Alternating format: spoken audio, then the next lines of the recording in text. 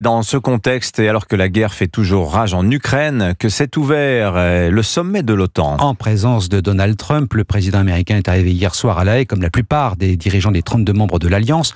Une question centrale qui est aussi une affaire de sous. Les pays sont-ils prêts à augmenter leur effort budgétaire pour assurer leur défense ? Les Américains l'exigent, mais en revanche, ils refusent de partager le commandement, William Molinier. Oui, et ils renforcent même leur position stratégique au sein de l'Alliance, soit en occupant des places au sein du commandement militaire, soit en privilégiant leur base industrielle de défense.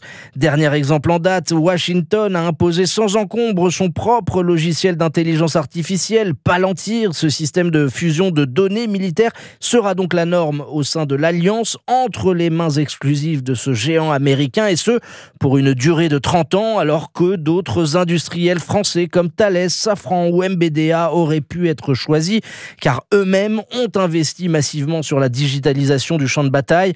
Le risque est que d'autres pays membres livrent les données sensibles de leur propre armée dans un souci d'interopérabilité. C'est un renoncement à la souveraineté, s'inquiète un industriel.